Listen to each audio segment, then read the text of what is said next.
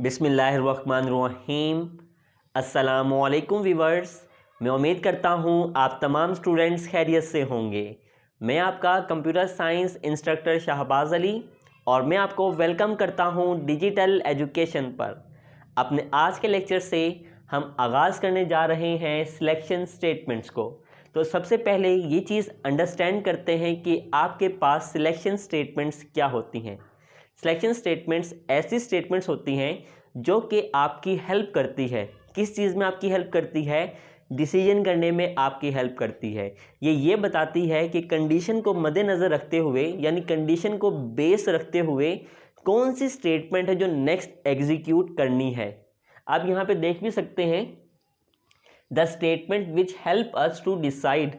ये ऐसी स्टेटमेंट्स होती हैं जो आपकी मदद करती है डिसीजन करने में, डिसाइड करने में which statement should be executed next, कि जो नेक्स्ट स्टेटमेंट है वो कौन सी एग्जीक्यूट करनी है on the basis of condition. Condition को बेस बनाकर, कंडीशन को मद्देनज़र रखते हुए ये आपको ये बताती है कि कौन सी स्टेटमेंट यानी अगली आने वाली कौन सी स्टेटमेंट है जो कि एग्जीक्यूट करनी है। इनको बोला जाता है आर कॉल्ड सिलेक्शन स्टेटमेंट्स। ये आपके पास क्या कहलाती हैं? सिलेक्शन स्टेटमेंट्स कहलाती हैं। देन आप देख सकते हैं types of selection statements. Selection statement की आपके पास दो टाइप्स हैं जो आपकी किताब में दी गई हैं, जो आपको यहाँ पे नज़र भी आ रही हैं, इफ़ स्टेटमेंट और इफ़ एल्स स्टेटमेंट। अपने आज के लेक्चर के अंदर हम इफ़ स्टेटमेंट को डिटेल में डिस्कस करने वाले हैं, तो वीडियो को आपने लास्ट तक देखना है और बिल्कुल भी स्किप नहीं करना। इसके साथ साथ आप तमाम व्यूअर्स से दरख्वास्त है, अगर आप चैनल पर नए हैं और आपने अभी तक चैनल को सब्सक्राइब नहीं किया तो जल्दी से चैनल को सब्सक्राइब करें और बेल आइकन को प्रेस करें। अब हम डिस्कस कर लेते हैं हमारी इफ़ स्टेटमेंट। इफ़ स्टेटमेंट क्या होती है? सी लैंग्वेज आपको इफ़ स्टेटमेंट प्रोवाइड करती है। देन आप क्या करते हैं, अपनी इफ़ स्टेटमेंट के साथ एक कंडीशन है जिसको आप क्या कर देंगे, स्पेसिफाई कर देंगे, और अगर वो कंडीशन सही होती है तो उसके साथ जो आपने कोड एसोसिएट किया होगा वो क्या हो जाएगा, एग्जीक्यूट हो जाएगा। और अगर कंडीशन सही नहीं होती है तो कुछ भी परफॉर्म नहीं होगा, यानी कोई भी चीज़ एग्जीक्यूट नहीं होगी। ये आपके पास होती है आपकी इफ स्टेटमेंट। आप यहाँ पर देख सकते हैं C language provides if statement in which we specify a condition. C statement क्या प्रोवाइड करती है? इफ स्टेटमेंट प्रोवाइड करती है। उस इफ स्टेटमेंट को आप क्या करते हैं, एक कंडीशन स्पेसिफाई कर देते हैं and associate a code to it, और उसके बाद कंडीशन को डिफाइन करने के बाद आप कोड को एसोसिएट कर देते हैं किसके साथ? कंडीशन के साथ। The code get executed if the specified condition turns out to be true. Code जो एसोसिएटेड कोड जो आपने असाइन किया है वो उस सूरत में एग्जीक्यूट होगा जब आपकी जो दी गई कंडीशन है वो ठीक होगी। अगर कंडीशन ठीक नहीं होगी फिर क्या होगा? Otherwise the code does not gate executed. अगर ऐसा नहीं होता तो फिर क्या होगा, वो जो कोड आपने एसोसिएट किया हुआ है वो एग्जीक्यूट नहीं होगा। इसका स्ट्रक्चर आप यहाँ पे देख सकते हैं।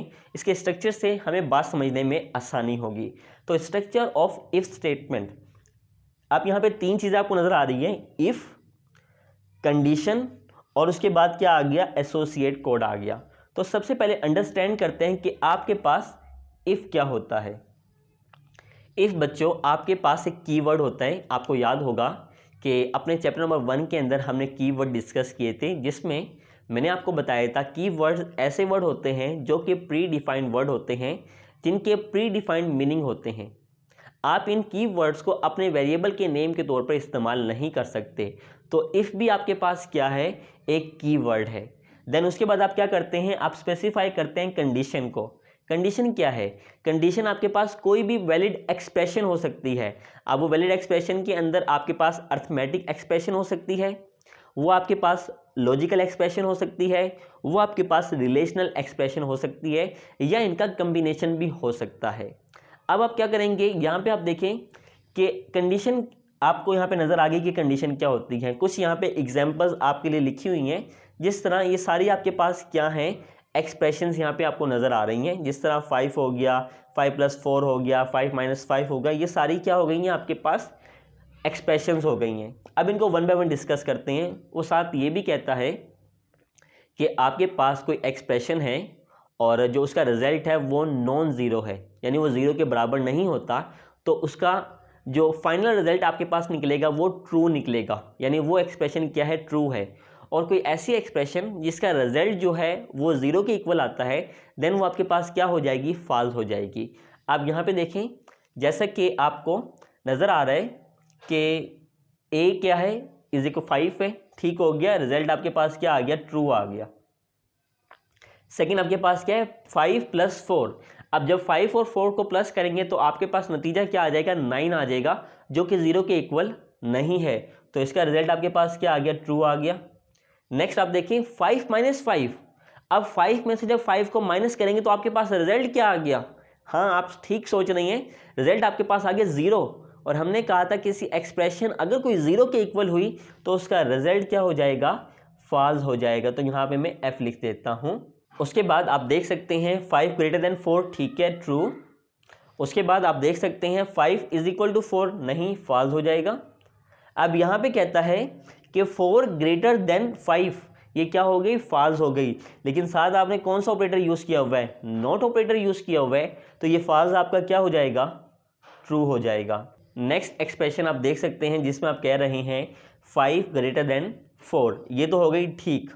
उसके बाद दरमियान में आप लॉजिकल ऑपरेटर यूज़ करें जो कि एंड है, जिसका मतलब ये होता है, यानी अगर तमाम कनेक्टेड एक्सप्रेशन ट्रू है तो रिजल्ट क्या आ जाएगा, ट्रू आ जाएगा। अब इसमें एक ट्रू आ गई, दूसरी कहता है 10 < 9, जो 10 है वो 9 से क्या होता है, लेस देन होता है, नहीं, ये क्या हो गई, फॉल्स हो गई, तो इसका रिजल्ट भी क्या हो जाएगा, फॉल्स हो जाएगा। लास्ट एक्सप्रेशन आपके पास दी गई है जिसमें वो आपको कह रहा है 5 > 4, जो कि क्या हो गई, ट्रू हो गई। और यहाँ पे आपको कह रहा है 9 < 10, ये भी क्या हो गई, ट्रू हो गई। दरमियान में क्या यूज़ कर रहे हैं, और ऑपरेटर यूज़ कर रहे हैं, तो रिजल्ट इसका क्या आ गया, ट्रू आ गया। आप इस बात को ऐसे अंडरस्टैंड करें, मैंने आपको कहा है कि अगर आपके पास एक्सप्रेशन का रिजल्ट क्या आता है, 0 के इक्वल आता है, तो क्या हो जाएगी, वो फॉल्स हो जाएगी। जिस तरह मैंने कहा आपके पास यहाँ पे मैं लिख देता हूँ 5 - 5। अब 5 में से 5 को माइनस करेंगे तो आंसर क्या आ जाएगा, 0 आ जाएगा। तो जब 0 आएगा तो वो क्या हो जाएगा, फॉल्स हो जाएगा। और अगर किसी एक्सप्रेशन का रिजल्ट 0 नहीं होता, जिस तरह 5 + 4 तो 9 आ रहा है, तो ये क्या हो जाएगा, ट्रू हो जाएगा। ये बात आपने याद रखनी है। तो अब हम डिस्कस कर लेते हैं इसको मज़ीद बेहतर तरीके से समझने के लिए। इसका फ्लो चार्ट यहाँ पे आपके साथ में शेयर करता हूँ। Flow chart of an if statement. तो यहाँ पे फ्लो चार्ट बना हुआ है। सबसे पहले आपने क्या किया, स्टार्ट किया, और स्टार्ट करने के बाद आपने एक कंडीशन लगा दी। ये क्या आ गई, आपकी कंडीशन आ गई। अब हम कह रहे हैं कंडीशन क्या है, कंडीशन की दो पॉसिबल आंसर्स हो सकते हैं, या तो वो कंडीशन ट्रू हो सकती है या वो कंडीशन फॉल्स हो सकती है। अब हमने कहा कि अगर ये जो कंडीशन हम यहाँ पे देंगे, अगर वो कंडीशन ट्रू हो जाती है तो आपने क्या करना है, ट्रू होने की सूरत में ये जो कोड हमने एसोसिएट कर रहे हैं इसके साथ, ये क्या करना है, आपने एग्जीक्यूट करना है। अच्छा, अब कंडीशन अगर फॉल्स हो जाती है, देखें अगर कंडीशन फॉल्स हो गई तो आपने क्या करना है, कुछ भी एग्जीक्यूट नहीं करना, यानी किसी भी स्टेटमेंट पर आपने अमल नहीं करना। आपने क्या कर देना, प्रोग्राम को टर्मिनेट कर देना है। यानी सिंपल सी बात, अगर इफ स्टेटमेंट के अंदर कंडीशन ठीक होती है तो आपने एसोसिएटेड कोड पर अमल करना है और उसके बाद टर्मिनेट कर देना है। उसके बरक्स अगर कंडीशन फॉल्स हो जाती है तो आपने क्या करना है, डायरेक्ट उसको क्या कर देना है, टर्मिनेट कर देना है, कुछ भी नहीं करना। तो ये क्या हो गया, आपका प्रोग्राम स्टॉप हो जाएगा। इसी बात को बेहतर तरीके से समझने के लिए आपके साथ में दो एग्जाम्पल भी शेयर करता हूँ, एग्जाम्पल कोड 3.1 और एग्जाम्पल कोड 3.2। एग्जाम्पल कोड 3.1 के अंदर आप देख सकते हैं कि यहाँ पे मैंने लिखा हुआ है इंट a = 12। मैंने एक वेरिएबल यहाँ पे इनिशियलाइज कर दिया a का, और उसको मैंने 12 के = कर दिया। उसके बाद मैं कहता हूँ इफ़, अगर, ये कीवर्ड आ गया, क्या है ये, इफ़ का कीवर्ड आ गया, जो कि यहाँ पे आप देख सकते हैं। उसके बाद यहाँ पर मैंने क्या लगा दी, एक कंडीशन लगा दी। अच्छा, आपने याद रखना है, आप अपनी एक्सप्रेशन के अंदर वेरिएबल भी यूज़ कर सकते हैं। अब उस वेरिएबल के अंदर जो वैल्यू असाइन आप करेंगे उसके ऊपर फैसला होगा कि उसका आंसर ट्रू आएगा या फॉल्स आएगा। अब आपने कहा कि a का मोड लें 2 के साथ। जब हमने a का मोड लिया तो ये देखें 2 6 12 0 आ गया। मतलब 0 के बराबर आ गया, कंडीशन क्या हो गई, ठीक हो गई। अब हमने कहा था अगर कंडीशन ठीक होती है तो ये हमारे पास क्या है, ये सारा के सारा यहाँ से लेकर यहाँ तक ये एसोसिएट कोड है। कंडीशन ठीक हो जाती है तो इस पर हमने परफॉर्म किया तो आपके पास आउटपुट में रिजल्ट आ गया, क्या, वो दोनों स्टेटमेंट्स आ गई हैं। ये आपके पास क्या होता है, एसोसिएट कोड का मतलब, एसोसिएटेड कोड का मतलब होता है कि आपके पास सेट ऑफ स्टेटमेंट्स होती हैं। तो पहली बात आपको क्या आ गया, इफ़ कीवर्ड है। दूसरी बात आपके पास कंडीशन कोई एक्सप्रेशन हो सकती है। तीसरी बात एसोसिएटेड जो कोड है वो क्या होता है, सेट ऑफ स्टेटमेंट्स होते हैं, वो स्टेटमेंट्स एक से ज़्यादा हो सकती हैं। अब मिसाल के तौर पर आप यहाँ पे देख सकते हैं कि जो स्टेटमेंट्स हैं वो एक से ज़्यादा हैं। अब हम क्या करेंगे, अगर हम इन तमाम स्टेटमेंट को एग्जीक्यूट करवाना चाहते हैं तो हम क्या लिखेंगे, जितनी भी स्टेटमेंट्स होंगी हम उनको एक कर्ली ब्रेसिस के अंदर लिखेंगे, यानी इस ब्लॉक के अंदर लिखेंगे। अब क्या होगा, अगर ये कंडीशन ठीक होगी तो ये पूरा की पूरा ब्लॉक, इसको आप 10 स्टेटमेंट असाइन करें, 20 करें, 25 करें, जितनी भी होंगी कंडीशन ठीक होने की सूरत में वो सारी के सारी एग्जीक्यूट होंगी। यहाँ पे जिस तरह आपने देखा, आपके लिए एक रिकमेंडेशन है कि अगर आप इफ स्टेटमेंट का यूज़ कर रहे हैं और एसोसिएटेड कोड जो भी आप लिखें उसको आप क्या करें, कर्ली ब्लॉक्स के अंदर लिखें। ये मैंडेटरी नहीं है, ठीक है। इसका क्या है, इसको यूज़ करने से आपकी एक अच्छी प्रोग्रामिंग प्रैक्टिस हो जाएगी। तो जितने भी आप इफ़ के बाद स्टेटमेंट्स लिखते हैं वो क्या करें, इस कर्ली ब्लॉक्स के अंदर लिखें। स्टेटमेंट के सही होने की सूरत में वो सारी के सारी एग्जीक्यूट हो जाएंगी। अगर आप चाहते हैं कि वो सारी की सारी एग्जीक्यूट हों तो आप क्या करें, उनको इस ब्लॉक के अंदर लिखें। तो अगर ये ठीक हुई, जिस तरह की ये ठीक है, तो ये दोनों के दोनों स्टेटमेंट क्या हो गई हैं, आउटपुट में आ गई हैं। उसके बाद आप देख लेते हैं एग्जाम्पल कोड 3.2। आप यहाँ पे देख सकते हैं, यहाँ पे 2 वेरिएबल मैंने इनिशियलाइज करवा दिए। पहला आपके पास है int a is equal to 4, दूसरा हमने कहा int b is equal to 5। अब यहाँ पे हमने क्या लगा दी, इफ स्टेटमेंट लगा दी। मैंने कहा इफ अगर क्या a ग्रेटर देन है b से, तो ज़रा चेक करें क्या a b से ग्रेटर देन है, नहीं, कंडीशन क्या हो गई, फॉल्स हो गई। अच्छा, अब यहाँ पे आप देखें कि मैंने कर्ली ब्लॉक्स का इस्तेमाल नहीं किया, तो कंडीशन फॉल्स होने की सूरत में जो एसोसिएटेड कोड है वो सिर्फ ये वाली लाइन है।